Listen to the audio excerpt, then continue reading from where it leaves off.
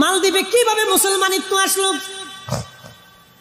ইতিহাস আপনাকে শোনাই দিয়ে যায়, আজকে শুনে যাবেন কেমনে তারা মুসলমান হলো। মালদ্বীপে মুসলমান তখন সবাই মূর্তি পূজারী।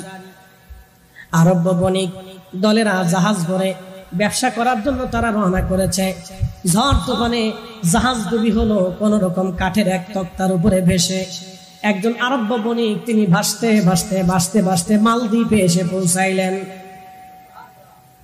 মালদ্বীপে পৌঁছানোর পরে তিনি যখন মালদ্বীপে আসলেন, লক্ষ্য করলেন মালদ্বীপের লোকজনের মন খারাপ, সবার মন বেজার, সবাই মনক্ষুণ্ণ হয়ে পড়ে আছে।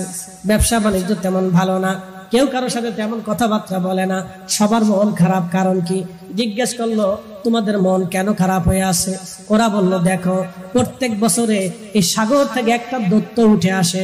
দৈত্য উঠে আসার পরে আমাদের একজন কুমারী মেয়েকে প্রত্যেক বছর সাগরের তীরে আমাদের রেখে চলে আসতে হয়। আর এই দৈত্যটা এসে ওই কুমারী মেয়ের রক্ত পান করে চলে যায়। ওই দৈত্য জিনটা আসে কুমারী মেয়েটাকে হত্যা করে ছিন্ন বিচ্ছিন্ন করে রেখে দিয়ে এসে চলে যায়।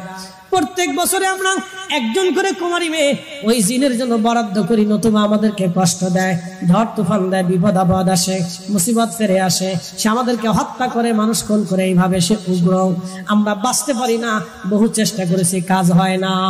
কিন্তু এই বছর আমাদের মন খারাপ কেন তুমি জানো না?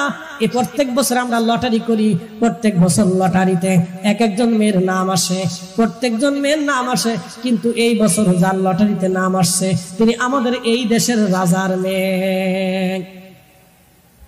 বাদশার মেয়ের নাম আসছে।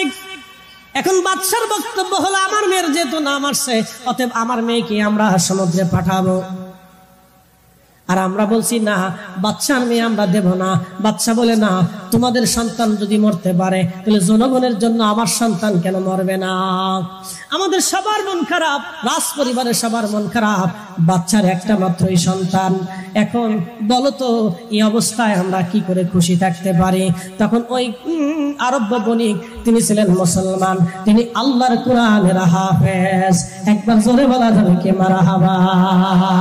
একজন আল্লাহওয়ালা বুজুর্গ আল্লাহর ওলি, কোরআনের হাফিজ, তিনি বলতেছেন শোনো, তোমার বাদশার কাছে আমাকে নিয়ে চলো, এই বিপদ থেকে আমি তোমাদেরকে উদ্ধার করতে পারি। লোকেরা তাকে নিয়ে চলে গেল। বাদশাকে বললেন, বাদশা আমি আরব একজন বণিক, কোরআনের হাফেজ, আমি মুসলমান, তোমাদেরকে এই বিপদ থেকে আমি উদ্ধার করতে পারি, কিন্তু আমার একটা শর্ত আছে। বলে কি শর্ত? তোমরা ওই মেয়েটাকে সমুদ্রের পাড়ে পাঠাবা না, ওই সমুদ্রের যে ঘরের মধ্যে তোমরা মেয়েটাকে রেখে আসো, ওই ঘরের পাশে আমি যে বসে থাকবো।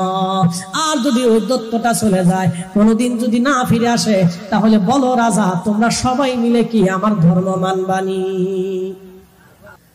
কোরআনের হাফেজ আল্লাহর ওলি, দিন তারিখ নির্দিষ্ট। রাজা বললেন ঠিক আছে, এই বিপদ থেকে যদি আমরা বাঁচতে পারি, ওই দানব থেকে যদি বাঁচতে পারি, তো মুসলমান তোমাদের ধর্ম আমরা সবাই মেনে নেব। আমার দেশের এই মালদ্বীপের যত আমরা মানুষ আছি, আমরা সবাই একসাথে তোমার এই ধর্ম মেনে নেব। যেই রাত্রিবেলা দ্বীপের ভিতরে, সাগরের ভিতর থেকে ওই দৈত্য উঠে আসে, সে সময় আল্লাহু আকবার, এই কোরআনের হাফেজ আল্লাহর ওলি তিনি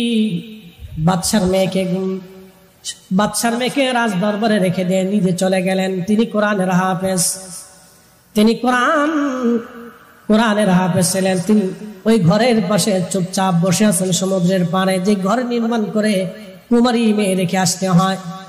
গভীর রাত, লক্ষ্য করলেন সমুদ্র থেকে একটা জিন দানব উঠে আসতেছে। মনে রাখবেন, জিনদের ভিতরে বড় বড় শক্তিশালী জিন, তারা সাগরের ভিতরে লুকায়িত থাকে। সাগরের ভিতরে বড় বড় জিনেরা সাগরের মধ্যে তাণ্ডব চালায়, ঝড় তুফান আসে, সাগরে বিরাট বড় বড় দুর্যোগ আসে জিনদের কারণে। বড় বড় জিন সাগর থেকে, সাগরের তলদেশে তারা বসবাস করে। নবী সুলাইমান আলাইহিস সালামের জামানাতে এই বড় বড় জিন সাগরের ভিতরে তারা পালিয়ে চলে গিয়েছিল। সাগরের গহীনে যারা তারা বসবাস করে, তারা সাগরের গহীন থেকে এসে দুনিয়ায় মানুষের কষ্ট দিয়ে থাকে।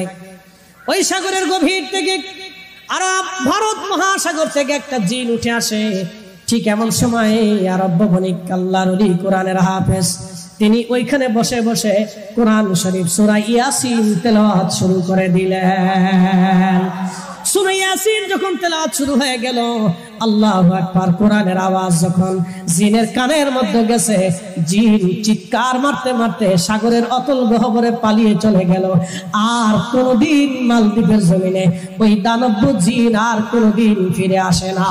আল্লাহু আকবার। পরের দিন সকালবেলা রাজা এবং তার লোকেরা মালদ্বীপ থেকে রওনা দিয়ে চলে গেল। যায় দেখতেছে ঠিক বসে বসে কোরআনের হাফিজ কোরআন তেলাওয়াত করে, জিন পালিয়ে চলে গেল। বলে, যুবক রে, যুবক কোরআনের হাফিজ, এটা কি করে সম্ভব হলো? বলতেছে, বাদশা, এটা আল্লাহর কোরআনের মুজিজা।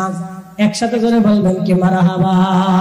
আল্লাহর কোরআনের কারণে জিন পলায়ন করে চলে গিয়েছে। এবার বলো, তোমরা কি কোরআন মাননি, বিধান মাননি? তখন রাজা বলল, মুসলমান, আর দেরি করো না, আমরা যারা আছি সবাইকে আমাদেরকে একসাথে তুমি কালেমা পড়ায়া আমাদের সবাইকে মুসলমান বানায় দাও। এই জন্য মালদ্বীপে 100% মুসলমান, ওখানে মুসলমান ছাড়া কেউ নাগরিকত্ব পায় না। আল্লাহু আকবার। হযরত আবু হুরায়রা বললেন, আমরা 80 জন সাহাবী সেই সময় নবীজির দরবারে ছিলাম। আহলে সুফার সাহাবী, বাড়ি নাই, ঘর নাই, জমি নাই, জমা নাই, টাকা নাই, পয়সা নাই, আমাদের কিছুই ছিল না। আমরা ওই দিন নবীজির দরবারে বসবাস করতাম। 3 দিন হলো নবীজির দরবারে কোনো খাবার আসে না। আমরা 3 দিন পর্যন্ত ক্ষুধার মধ্যে ছিলাম। ক্ষুধার যন্ত্রণা সহ্য করতে না পারে হযরত আবু হুরায়রা বলতেন, দুনিয়ার মানুষে আমি পেটের মধ্যে পাথর দিয়ে, কাপড় দিয়ে, চাপা দিয়ে বেঁধে ধরে রাখতাম। এমন সময় আমার যাইতো ক্ষুধার যন্ত্রণা সহ্য করতে না পারে মসজিদে নবীর বারান্দার ভিতরে পেটের ভিতরে পাথর চাপা দিয়ে আমি উপর হয়ে শুয়ে থাকতাম। মানুষ মনে করত আমি মৃগীর ব্যারাম হয়েছে, আমার কোনো রোগ হয়েছে। দুনিয়ার মানুষ, আমার রোগ হয়েছিল না, ক্ষুধার কারণে আমি পেটের মধ্যে পাথর চাপা দিয়া রাসূলের দরবারে পড়ে থাকতাম। এরা ছিল সুফি সাহাবী, আহলে সুফার সাহাবী। জোরে কন্না মারহাবা।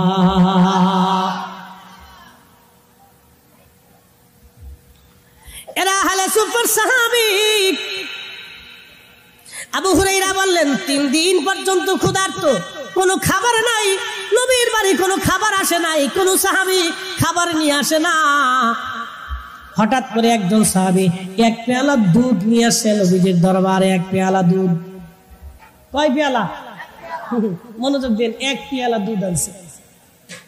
একজন সাহাবী 1 পেয়ালা দুধ এনে আল্লাহ রসুলের দরবারে এনে বলেন, ইয়া রাসূলুল্লাহ, নবীজি, আমার উটের দুগ্ধ হয়েছে সামান্য দুধ, নবী গো, এই সামান্য দুগ্ধ আমি আপনার জন্য হাদিয়া এনেছি, কবুল করে নেন। আল্লাহর হাবিব মুস্কি হাসি দিয়ে দুধের পেয়ালা হাতে নিলেন। আবু হুরায়রা, লাব্বাইক ইয়া রাসূলুল্লাহ। আবু হুরায়রা রে, আমরা এই মজলিসে আহলে সুফার সাহাবী আছে কয়জন? আহলে সুফার সাহাবী কয়জন? বলি, ইয়া রাসূলুল্লাহ, অনেক সাহাবী আমরা উপস্থিত আছি, প্রায় 80 জনের মতো। নবীজি বললেন, আবু হুরায়রা, তুমি এই দুধ সবাই নদীর বন্টন করে দাও। আবু হুরায়রা মনে মনে চিন্তা করেন, আমি তো 3 দিন পর্যন্ত না খেয়ে আছি, 80 জন সাহাবী সবাই তো 3 দিন পর্যন্ত ক্ষুধার্ত আছে, এই 1 পেয়ালা দুধ আমারই তো পেট ভরবে না। আমি 80 জন সাহাবীর ভিতরে 1 পেয়ালা দুধ কেমনে বন্টন করব? আল্লাহর নবী বলেন, আবু হুরায়রা, বিসমিল্লাহ বলে শুরু করে দাও। আবু হুরায়রা বললেন, বিসমিল্লাহ বলে আমি দেওয়া শুরু করলাম। সব সাহাবীরা বিসমিল্লাহ বলে দুধের পেয়ালায় মুখ লাগায় খাইতে লাগলো। দুধ পান করতে করতে করতে করতে 80 জন সাহাবী পেট ভরে দুধ পান করার পরে নবীজির হাতে দিলাম। আল্লাহর নবী নিজেও দুধ পান করলেন। পান করার পরে বলেন, আবু হুরায়রা, পেয়ালার মধ্যে দুধ যা আছে সব তোমার। আবু হুরায়রা বললেন, আমি বিসমিল্লাহ বলে দুধ পান শুরু করলাম, 80 জনরে খাওয়াইলাম। আমার নবী দিয়ে 81 জন, আমি দিয়ে 82 জন। 82 জনের মাথায় আনার পরে দুধের পেয়ালা মুখে দিয়া বিসমিল্লাহ বলে যখন খাওয়া শুরু করলাম, খাইতে খাইতে আমি আবু হুরায়রার 3 দিনের ক্ষুধার পেট ভরে গেল, কিন্তু দুধের পেয়ালায় দুধ কমলো না। চিৎকার করে বলেন আল্লাহু আকবার।